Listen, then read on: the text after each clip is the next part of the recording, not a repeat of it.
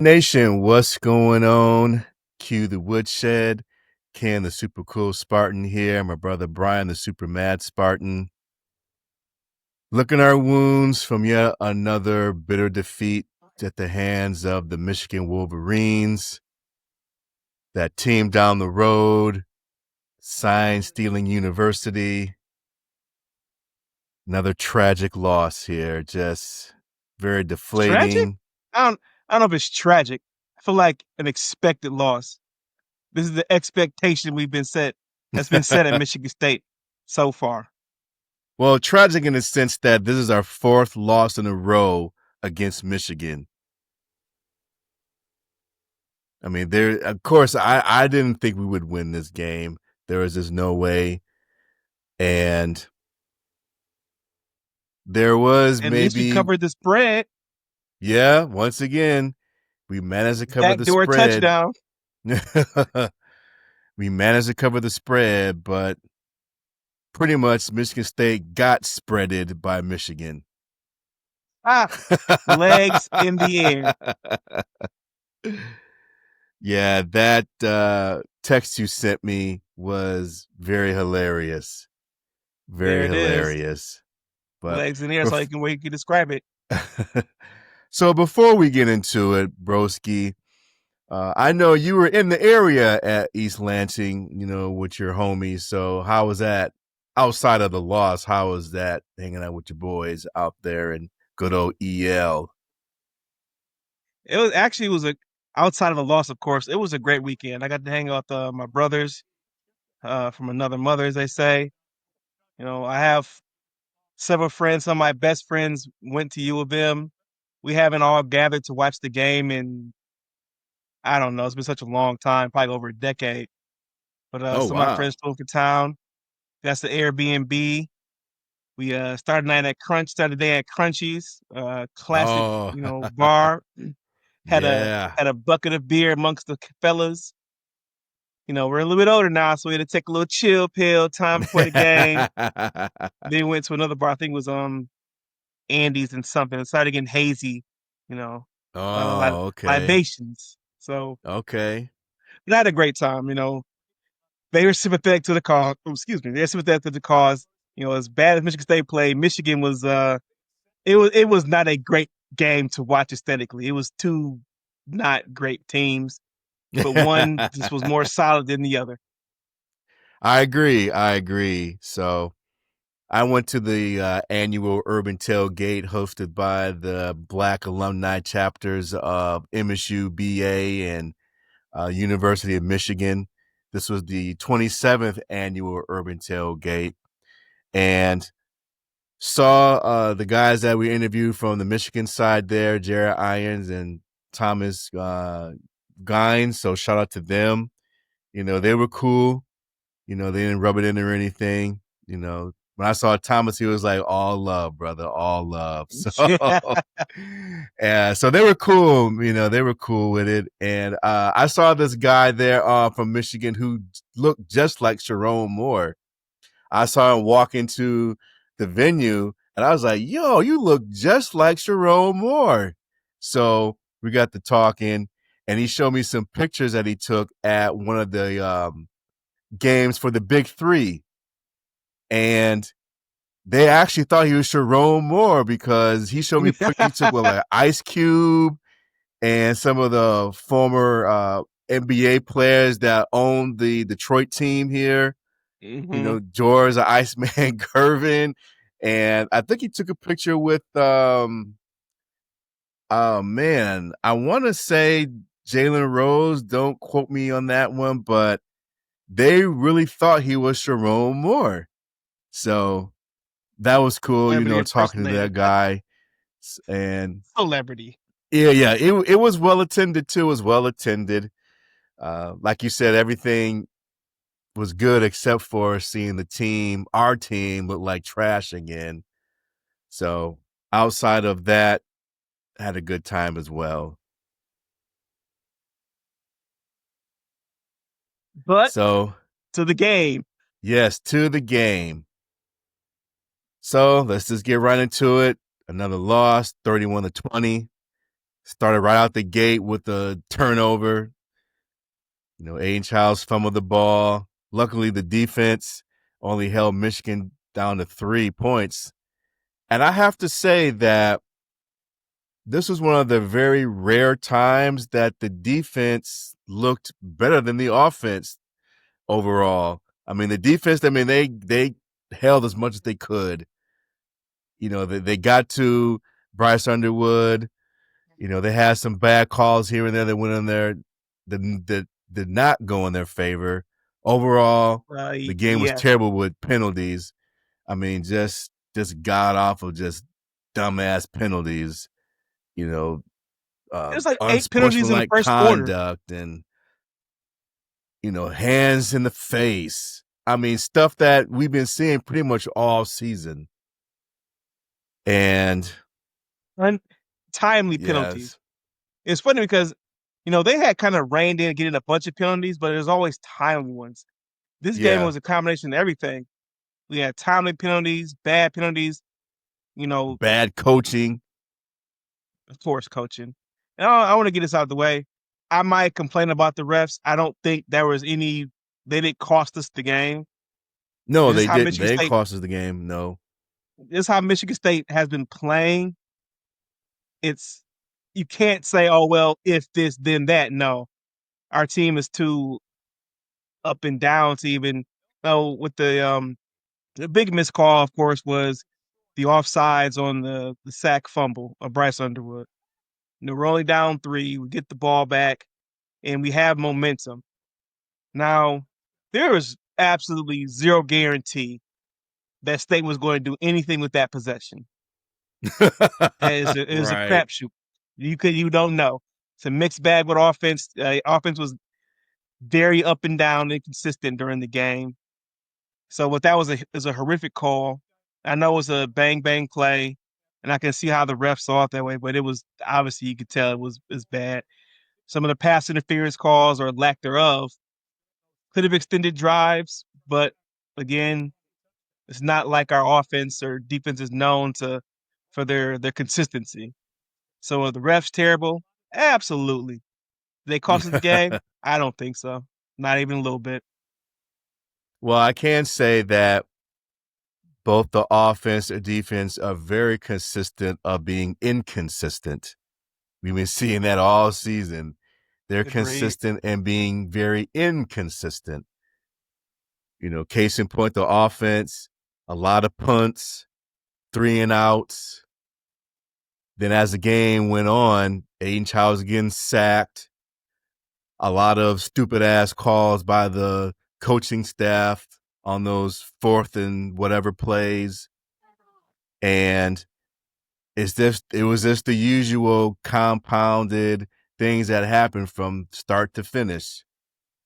And it was very frustrating to watch. And to your point, Michigan really is not that much better than Michigan State. That's there it I mean, that's is. the most frustrating part because Bryce Underwood, he didn't even throw for 90 yards the entire game. He only threw it for like 86 yards. The QB play was so bad in this game from both sides. And Right. if you've watched the pod, I've been very complimentary of Bryce Underwood, and he's a true freshman, so he gets a pass a little bit, at least in my book. True freshman. But his numbers were comparable to our junior quarterback. They Yes. they tracked it in the beginning. It was like both sides combined were like 7 for 28, 90 yards. It was something like ridiculous. Like it was not a aesthetically pleasing football game, and both these teams are are not very good. And that leads to the frustration we have because the inability of this coaching staff just to put a a solid game together ever. Well, ever is not be strong. We did beat Iowa that one time. A 7-5 Iowa team is Jonathan Smith's biggest claim to fame. And that game was a bunch of field goals. So it wasn't like we, went out there and just kicked their ass. Like No, but looking at the record, what are we right now? 3-5. Yes, 3-5, 0-5 in the Big Ten, 5 straight losses in conference play. So, and of those losses, two of them were very winnable games. If you play two solid football games, you beat Michigan and you beat Nebraska. And we'll go back. They should have beat UCLA because UCLA got curb stomped Oh my by God, Indiana. yes. I Ooh, know the transitive Jesus. property is not bear out, but Indiana didn't do us like that. I'm not saying we were great. We were not when we played Indiana. But my goodness, we couldn't get up and beat a UCLA team that's within our peer group and maybe this is me being a little high class big team, but they should be below our peer group. We have a coaching staff who's still there. They fired their coach, so that shouldn't even been should have been non-question. So you're talking about three games that could have been won, and if you win those three games, what's Michigan State's record? 6-2, Yeah. Like Michigan. bowl eligible. You're there. Cause let's You've cause already let's be you've achieved. right. Cause let's be clear about Michigan. Their wins have pretty much been against bad teams, with the exception of Washington. You know, Yeah, they beat Washington, but everyone else basically have been lower tier teams. you know what it is. Michigan's more consistent than Michigan State. They're not a good passing team, but they can run the ball pretty good, and they're going to do it. They almost put 300 rushing yards on us. Right. I didn't realize that they had two running backs that ran over 100 yards on us. Yes, Now that's yes. embarrassing. That's No, just because god awful embarrassing. we have low standards at Michigan State right now. Low. Our defense gave up 31 points. We're like, yeah, well, it wasn't that bad. Yeah, comparatively, we forced punts.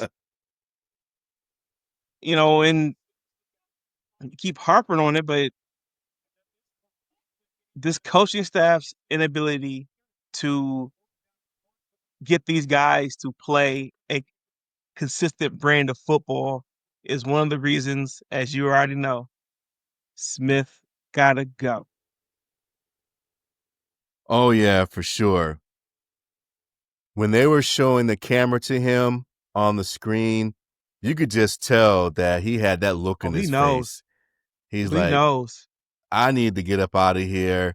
I ain't gonna last that long. Why am I here? I ain't doing shit. Just taking up these losses.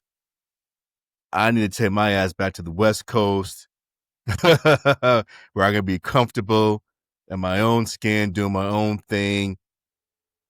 You know, I can't take the intensity of this Michigan State rivalry.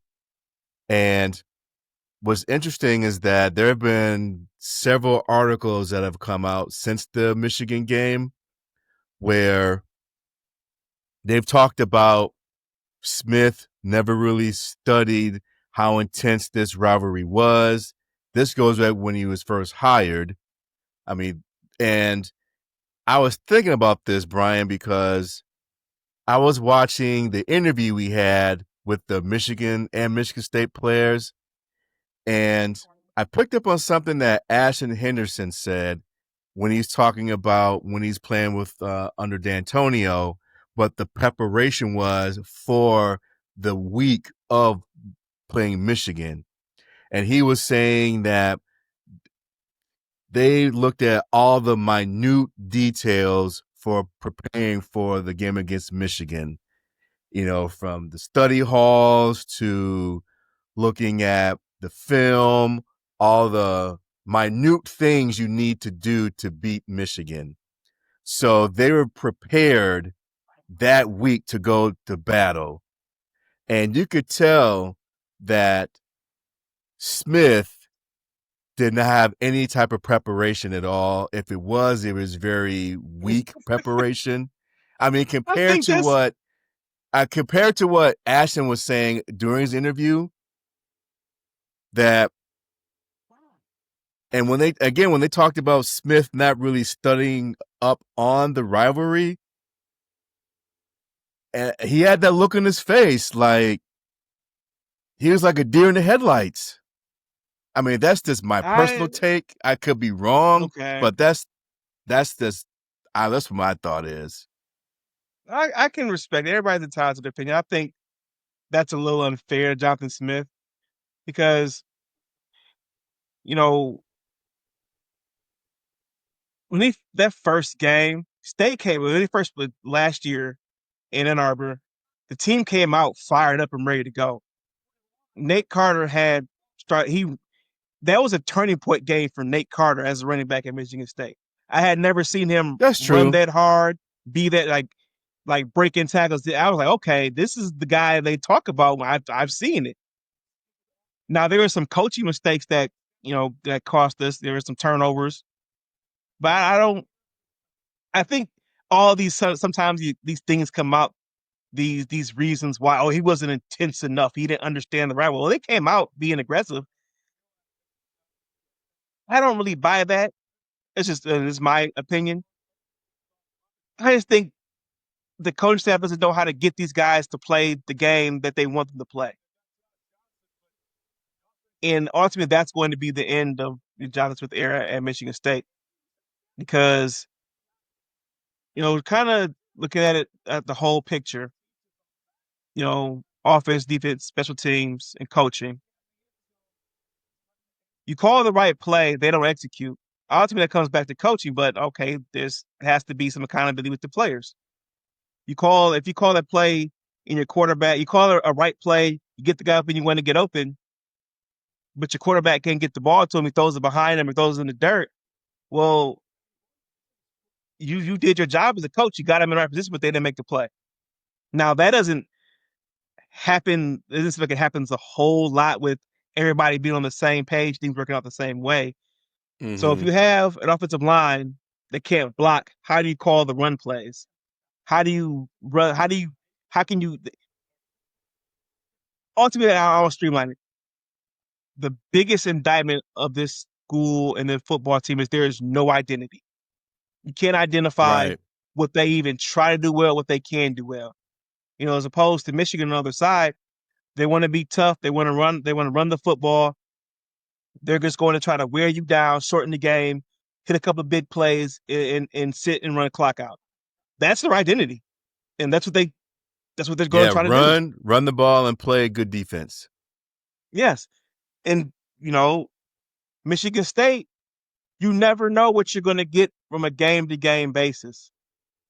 Like you talked about, defense played better than they've had in a long time, so defense was okay. Offense was I don't know. It was not working. There are bad passes. There are bad drops. There's obviously bad play calls. I'm glad they figured out that if it's you can run the QB sneak. But then sometimes I don't understand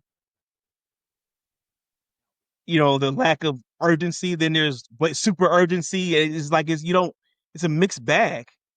Mm-hmm. And so while I do think Smith didn't understand the how the rivalry was going to be perceived in the media, like he got his first taste last year when, all right, Michigan player gets in someone's face at the end of the game. He headbutts the guy reacts, and it's, woe is me, is Michigan. Oh my God, look what they done to me. They go in the victim mode. The Michigan State staffer gets hurt. And then you have, people apologizing before they even get the evidence. It's like, okay, well, here we go again. We're getting punked. Right. And the media's never going, and he's probably never seen that side of it, like those things. That's what I interpret as he didn't understand the rivalry, like that intensity part of it, like the off the field stuff as well. But to your Okay, point, that's fair. That's fair. also to your point, I don't think he had a team prepared to play. Yeah, So I would say this year. they're not sharp at Okay, all. I'll give him a mulligan for last year because it was his first year No, coaching. But please don't. this year, you definitely did not have the team prepared to play No, you did because not. you got the taste of the rivalry last year, so you know what's coming this year. And the performance that we saw on Saturday, terrible. And like I said, when they flashed to him on the sideline, he just had that look like, dude, Like it was over.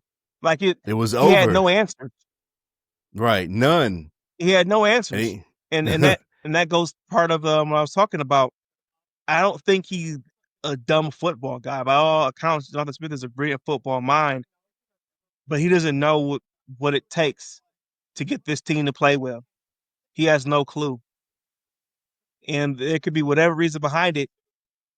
That's how I interpreted his look of mm-hmm. we've called the plays, we've done this, we've done that. It's just nothing is working. Yeah. And I was talking to our dear old dad about this after the game that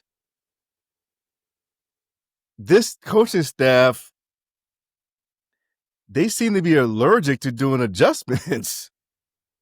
I mean, if you're You such a can't tell if brilliant they've football changed mind, anything. why don't you do any adjustments? I mean, it's just like they go in the halftime, and again, we're not excellent and old guys. You know, we don't coach. We just see everything from our eyes, the eye test. Where are the adjustments? If you know that something's not working when you get to halftime, where are the adjustments to find something that does work? I mean, it just seems like getting the third quarter and for the rest of the second half in the game, it's just like they're just taking it in the face. It's just like, boom, boom, boom, boom, game over. We lost by 2 or 3 touchdowns.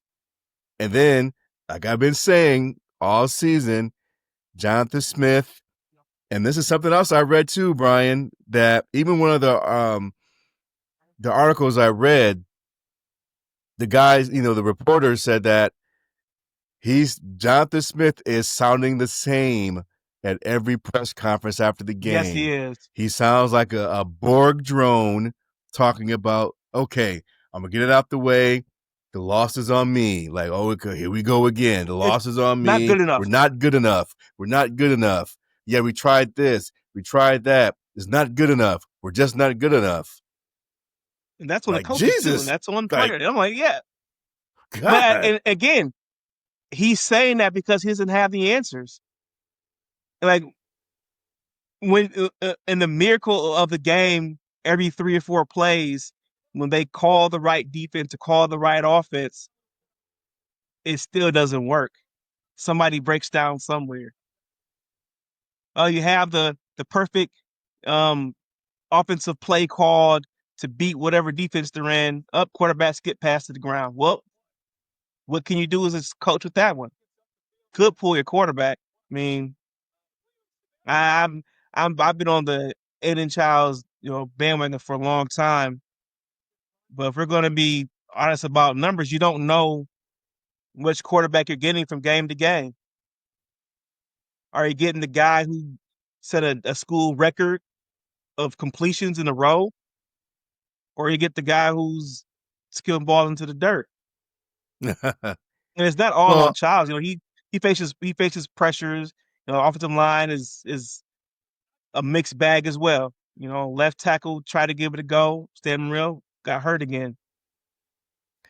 I'm gonna say this about Childs, and I know that pretty much for the whole season, what you pointed out on the message boards, and when I see people talking on Instagram and TikTok, when they respond to our posts, Childs gets a lot. He gets a lot of hate. It's like Childs need to go. Childs ain't good. Da da da da da da da. And I think, and this is just my opinion, that they look at Child's performance from a myopic point of view. They don't look at it in totality. And to me, I think it's more of him being a victim of bad coaching and bad offensive line play. Because, yeah, he definitely does have his moments of throwing bad passes and fumbling the ball.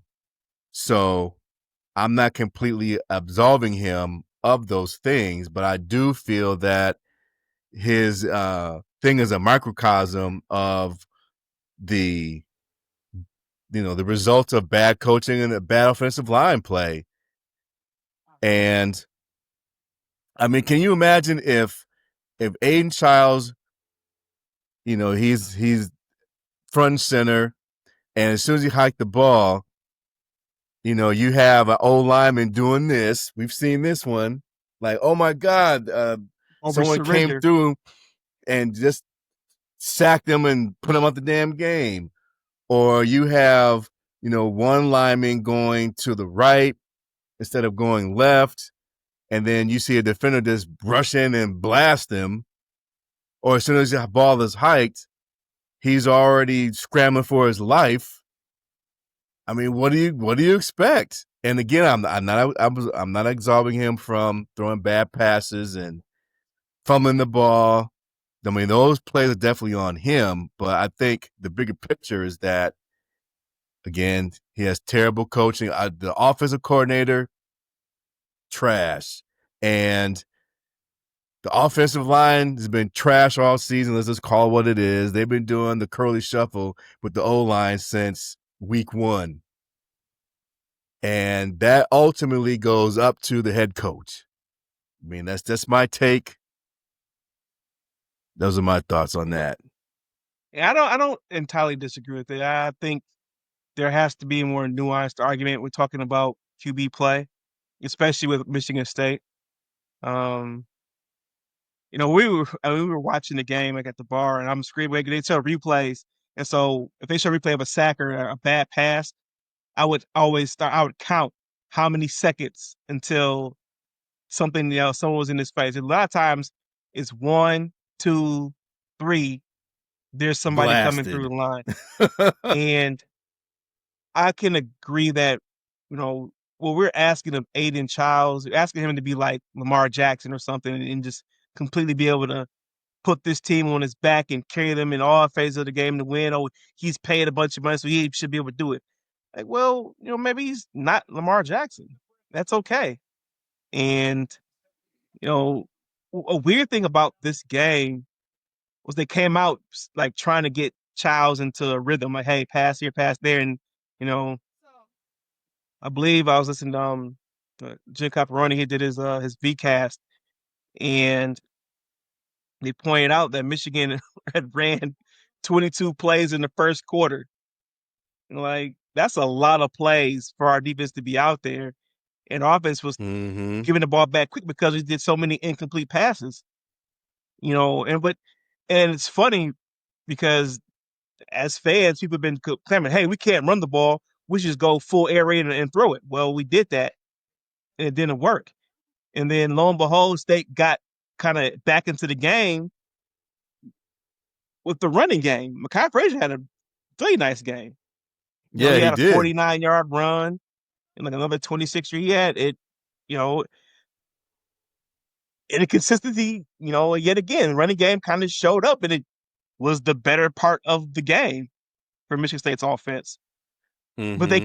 can't, but the offensive line, to your point, they can't ever like lean into that No. because as you can see, it'll be like 49-yard play, 4-yard play, 3-yard play, 5-yard tackle for a loss, 6-yard tackle Or for a in this loss. game, Now a we're damn behind the sticks. penalty. Penalty. Yeah, yeah. So yeah, it's not on Childs, but he had his moments that didn't contribute to they contributed to the loss. The receivers, there were some drops, uh, some passes you have to catches you have to make. It's it's just the what if game with Michigan State every game, Right. and it's It's embarrassingly bad, and that's the point that anybody that's watching is trying to make. You know, the fans would be more optimistic if they have seen more good stretches of football. But we're talking about right now, just the Big Ten games. We're 20 games into the John Smith era. There have been 17 played, 17 Big Ten games? Mm-hmm. No, it has to be less than that because you play three non-conference, so that's six non-conference games, and so 14 Big Well, Ten he's only games. beaten 3 Big Ten teams since he's been here: Yes, Iowa, that's Maryland, and Purdue. That's it. and that is what I was getting to. No matter what, all this shit we're talking about, all this and all this, that working defense, it's about your record. And I badly, we're a few plays away from last year to being, 7-5, 6-6. Didn't happen 5-7. Everybody's like, okay, we can be back because supposedly this team is better another year in the system, blah, blah, blah, all the cliches. We look worse this year. So that God has to go awful to coaching. worse. You in your first year with the culture wasn't set in yet and blah blah blah, all the fucking cliches we heard off season. All right, this is your team. Now you've turned the roster over 70 new guys, whatever, all the numbers. You talked about you guys going to barbecues and seeing movies together, and you're a tight knit team, and whatever, blah blah blah. You're losing. You've lost every Big Ten game this year by double digits. Not to mention they lost to then the worst Big Ten team. I mean, they got smashed by UCLA. I mean, that was so embarrassing. Smith should have been fired after that game. I mean, you have a team that came all the way from the West Coast that played a noon game and they destroyed you. Put our And legs on their UCLA, shoulders. they have the same record as us, but their Big Ten record is better than ours. Yes, and it's just. I think the UCLA game is when we do the season recap. That will be the turning point for the majority of the fan base. You have USC, and that was a hopeful game. Hey, the offense looked good, defense is not. Maybe we get a defense to get a few more stops here and there. We can do something this season. There's still Mm-hmm. hope. You go to Nebraska, defense kind of stands on its head for most of the game because Nebraska's not that good. The record's way better than ours. They're a lot like Michigan. They lost to Michigan, as a Yeah. matter of fact. They're a lot like them in terms of they have these flaws, not very good, but they're going to probably end up 7, 8 victories this year because you give that Yeah. game away. The fan base is already like, yo, And how not is to this even mention they happening? were Why are coming we off a doing bye this? week. They were coming off a bye week You're right. going to Nebraska. Great point. So that's Great even point. I forgot worse. about that. That's even Yes. worse. So you come out offense looking unprepared. Terrible. You lose that game, then we just talked about UCLA. Iowa, okay. I mean, as the Indiana, we know what Indiana did to us, but that was expected. This Michigan game was the last little bit of hope for this regime. And It's dead. when you saw them stand up to Indiana, Indiana's way more better, talented, all the everythings. So you saw maybe there's a small path for them to beat Michigan if they could just get this part together. Spoiler alert, they never did, they never will. Mm-mm. You've not seen it. Like people talking about, oh, well, they could still beat, you know, Minnesota, Penn State, Iowa, Maryland. Like, sure. I haven't seen anything Right. this season that gives me confidence that this team can win another game. And They're not. I mean, this team is going to be the equivalent to the 0-16 Lions. I mean, outside of the three, and let's face it, the non-conference games, they were all shaky. they were all shaky games. Well, I mean, except Western. Western we were was the best of the yeah, the non-conference games, best but of those it was like non yeah, but we were on pins and needles against Boston College, who just got they smashed haven't won a again. game. They they won one have a game. right. They got smashed again this past Saturday, and then we're in this battle with Youngstown State. We can't get to the quarterback in that game, so we're in a dogfight with what, like a Division 1A or 2 school. We just Lower division, not a so Power Four, not a MAC school, lower than a MAC school, and that was the biggest warning sign game. I remember on here was like, this don't mm-hmm. look right. No, This does not look right because Youngstown State is, how do I put the this? Penguins. By That's the the way, game the they Penguins. the Penguins, they they lost because they're not as talented as Michigan State. But they had a good game plan. They executed it, and you saw what it looks like when you're just not as talented, but you play to your level. Right. And that was scary because their level was stonewalling Michigan State.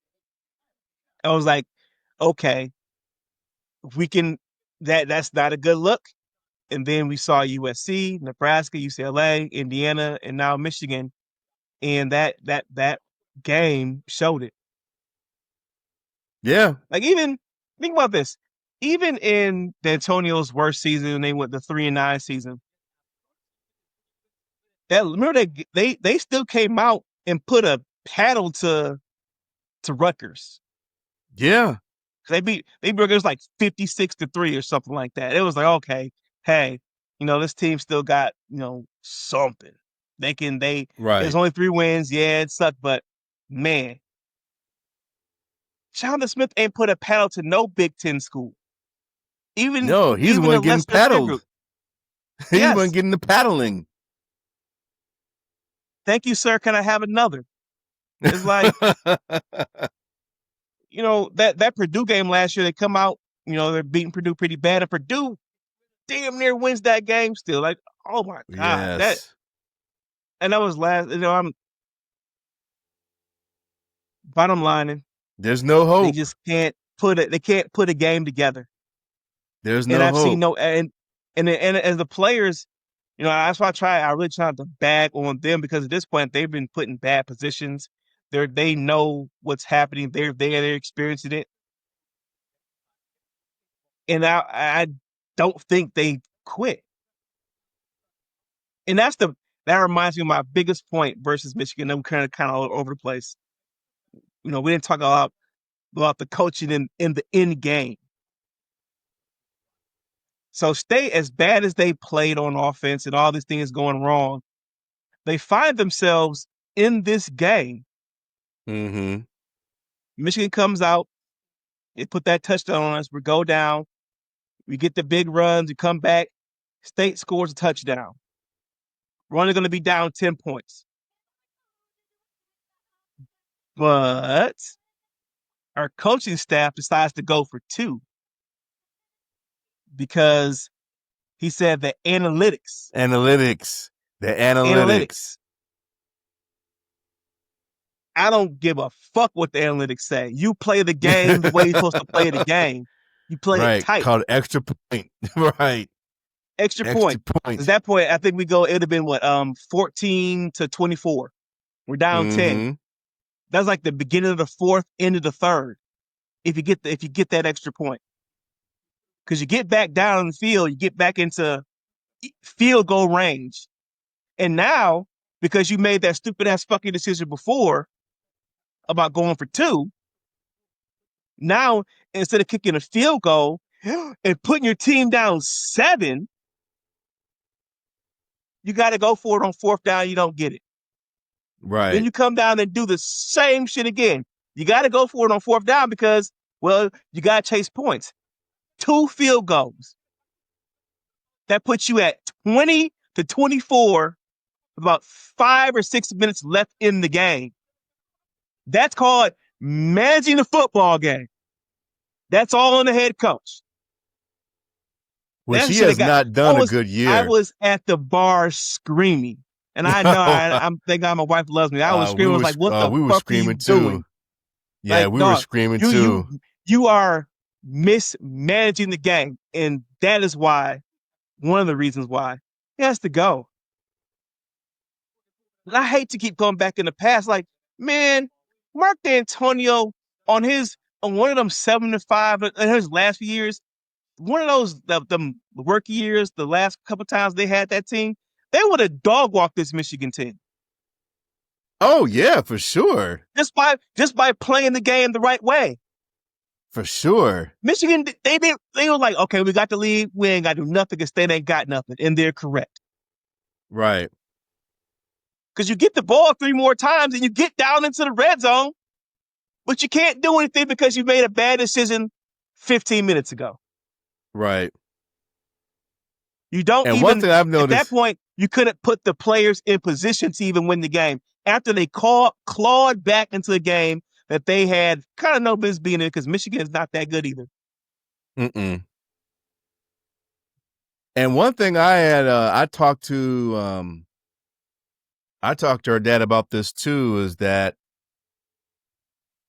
Smith is, I mean, his management, or yeah, he just mismanages the game a lot because Yes, I've noticed this is another one of those games where there's like 5 minutes left and you have no timeouts.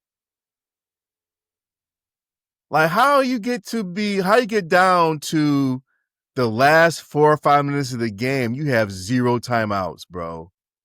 Zero. because they don't know when to use them. Like, okay, how about, hey, man, this fourth down is huge for this game. That's a good time to take a timeout. Exactly. We need we need to get this first down. Let's hurry up and try to get him off, get him, beat him to the ball. Like, y'all don't do that. You've never done it before. Timeout. Hey, my $1 million OC. I need your best play to get this 1 yard so we can try to keep our jobs. Nah, bro, just go. We're just running out there. Right. Really nippy. And Out the of here. usual, and there's the usual QB sneak, which they were ready for. They read it 4 times already. Right. Like, oh my God. My How about at God, a minimum, man. you got your quarterback who can run, spread them out and give him an option.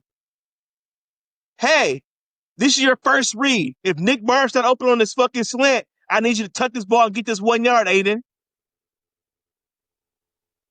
I think he can do that. He's done it. He's more often than not done it. Right. So, and that's what I'm like. That part, that as you said, got me hot because that kept me up that night. I kept thinking about like, damn, if you just don't go for that 2 point conversion, you give yourself a chance. Right. I think by that point, Smith was like, fuck, I throw on the white towel. Then that's when they threw in the backup QB who got sacked about 2-3 times himself. I know one of my college homies was at the game and he was texting, talking about Childs need to go, put on the backup QB.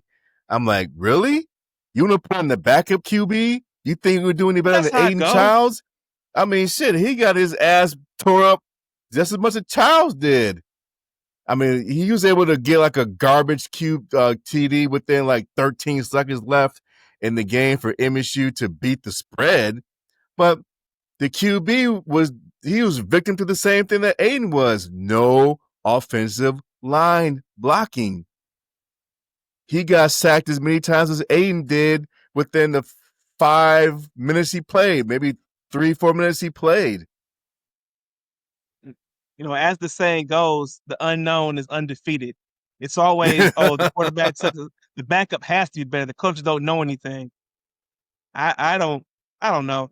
Honestly, I don't think it will be the end of the world to give him a shot though. Like, hey, let's give you some like meaningful play time Like because shit, if I was Aiden, I'd be like, hey, I ain't playing in Minnesota. Yeah, let I don't think he's that type of kid. I think he's Alessio. No, he's not. he's a Aiden's not competitor. that He'll type of go out there and give it player. his Yeah, all, he's and a competitor. He want to play. I commend him for that. I think that has So to come from the yeah. coaching staff because I mean, to be honest, it's almost that time of season to we play Minnesota this weekend, then a bye week, or a bye week did Minnesota. No, after Minnesota, we're on bye week Okay, so we play Minnesota this upcoming weekend at Minnesota. at Minnesota. Definite loss, and then there's a bye week. I think if you lose this game, mathematically you cannot win 6 games. You're done, right? We're on that level. Or we went Yeah, we're 3-5 or 3-6. We're 3-6. we'll be three and So six, and there's only at three that and point six. there's only Yeah, if we lose, it'll be what, two three and games six. left. 3 games left. Yeah. So yeah, well, okay. We won't be mathematically eliminated unless we lose the next 2. Oh, which we But will. you have to I because at Minnesota, Penn State, at Iowa, Maryland for an empty Ford Field. Yeah, there'll be no one at that Ford Field game. I mean, they may hand out tickets at the at Ford Field here, just free. Come on in. No, it's just because if they people aren't going to that game because people are out on this coaching staff. So if they're going to make a move in season, it will it after Minnesota makes the most sense. But to me, and I don't think it hugely matters. It don't even matter at Mid-season, this after point. I mean, season, tomorrow is going to be a it don't even rebuild. matter at this And I point. I say all mean, that to say, yeah, players should start trying to get some tape out there because you're going to have options come available to you that you're going to have at any point in the off season or right now. So yeah, and there's two more points I want to bring up here. Broski is one. I don't know if you checked out this article on the Athletic web from Joe Rexroad. He used to report on Michigan State back in the day. He yes, had a pretty good article that came out saying that Smith has lost the room. Of the in the confines of the football building. He's pretty much lost the room. He pointed out with Smith's, his lack of fire, his lack of verbal communication during critical moments. He's pretty much just packed it in. And like I said, he had that look on the sideline against Michigan. He's like, you know what, I'm whatever. I'm checked nobody out. would care about I'm checked out. his demeanor on the sideline if we were winning. They wouldn't know That's it true. wouldn't even be a thing. That's true. And like it just people are just looking for something, but it often just comes down to the wins and losses. Yeah. If he was And winning, I would say the biggest indictment was Magic Johnson. When he put that tweet out, you woo. lost the Magic Man, and that maybe this is just me. That lets me know the big money's looking like, yeah, it's time to make a move. Cause Yeah. magically he's one of them b-boys. He's one of them billionaire guys. So uh if he's And on saying top that of that, out loud, he's Magic, MSU royalty. yes. So I think the wheels are in action because it it has to be done. Um if the likes of Brian Kelly and uh James Franklin, who everybody wants to be the head coach, not everybody, just a name you hear a lot out there. If they can get clapped for in the season, oh yeah, there's very little hope for Jonathan Smith because the fan bases they chanted "Fire Smith" I know they said at they the chanted stadium. Fire Smith at the game. Yeah, At the Michigan game, they chanted Fire Smith. that's it's down bad with that one. And he has, and to the point in the article, he has no friends. The president who's there that hired him is gone. The AD who hired him is gone. No one has come out and said, "Yo, stamp of approval. We're keeping this guy. Y'all just need to calm it down. Even Wisconsin with Luke Fickle. Oh As yeah, bad as they've been they in came on Wisconsin, they immediately and came out said, and "Yeah, said, Luke's our "Hey, guy." he's our guy. Let's keep with him. There's a process." I think even Okay, you Tom got the vote Izzo's of confidence. calmed down his position.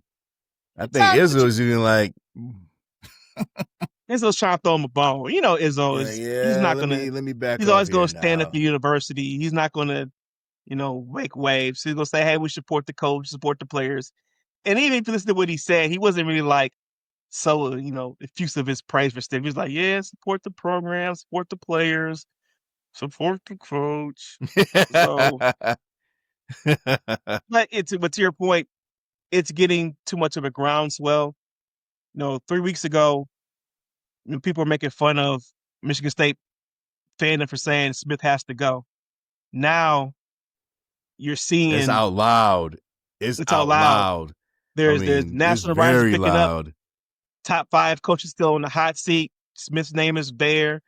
The Probably more number one. national podcasts coming out. What's going on in Michigan State? Jonathan Smith, he looks to be on the chopping block. So all the signs and tea leaves are pointing that he will not be here. And the biggest thing is Michigan State getting their ducks in a row to get that buyout together because at this point now, with Franklin and Kelly being fired and their buyouts, Jonathan Smith's buyout is not looking so outlandish. No, it's not. I mean, 54 million to pay Brian Kelly, 49 million to pay James Franklin. So, and then there's It's like, been other like 4 or 5 other coaches been fired already. yeah, Billy Napier, Florida.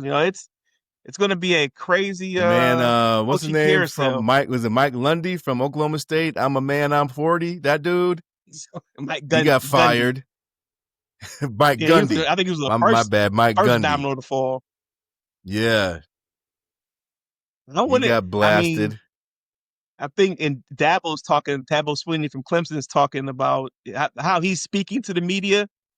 He sounds like Yeah, he ain't somebody gonna who's make it like, either. please let me keep my job. Yeah, yeah, he may be out at the end of the season. So yeah, here we are again. I don't I kind of hate talking about this all the time, but it's the most imperative thing that has to happen. You get to a point where you have all the data in the world, you know, and ultimately wins and losses. You have a coach who it was at 3-14 in the Big Ten, something like that. Only won 3 games. And You counting. have the stat up. You have the stat out that they they have not outscored a Big Ten opponent in the second half ever. You're in this season. You haven't competed.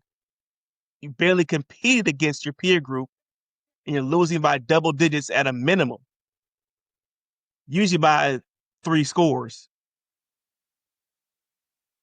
You know, everybody can be in agreement. It's not going to work out. Maybe Smith is just it's not a fit. That's the best way to put it. It's not a fit. It's not working. No matter what the X's and O's, with anything we could talk about, it's just not working. That's the bottom Mm-mm. line. Nope. So once again, ever since we're doing this podcast, the team that has the program has not lived up to expectations.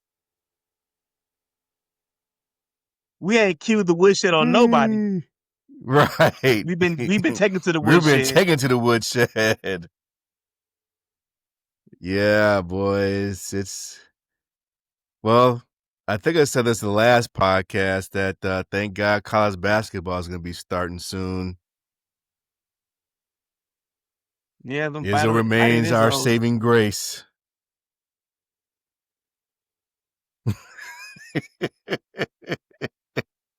Oh boy. Yeah. So Any final words before we wrap this echo I got. chamber of Firesmith up? I know, right? That's all. You definitely become an echo chamber. No, I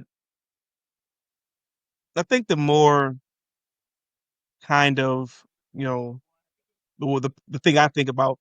I don't even know what we should look for in the next head coach because on paper, Smith, Jonathan Smith's been like a home run hire outside of he didn't have Midwestern ties, but with NIL and Pac-12 basically dissolving and four of the schools being the Big Ten now, I didn't think it was going to be that big a deal. Mm-hmm. But I'm left looking at that. Okay, I don't know what Michigan State needs. Money's not the biggest problem; it's a problem.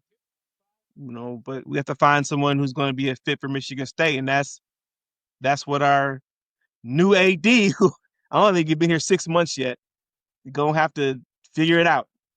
So that's my Yep. last statement. Jay Back got to figure it out. Yep. That's why he's brought here. Man, I'm quite sure that he didn't have on his plate, damn, I'm going to hire a new football coach. I haven't been here a year yet. Like, damn. Well, so he pays the big bucks. Yep. So, another great podcast in the books here. Cue the Woodshed. Make sure you check us out on all of our social media. And we'll just continue to try to get through the rest of this season. I predict that we will go winless in the Big Ten. Gonna fall flat on our face. And toilet bowl, here we come. Flush. All right. We're out of here. Ken, the super cool Spartan. My brother Brian, the super mad Spartan. Everyone's just mad. Everyone's super mad Spartan right now. Doesn't matter who you are, from Magic Johnson to Sparty to people who work at the concession stands at Spartan Stadium. Everyone's just super mad. So we'll just continue to talk about the super madness until the end of November and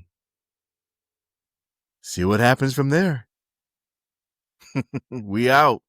Go green. Go White. Peace.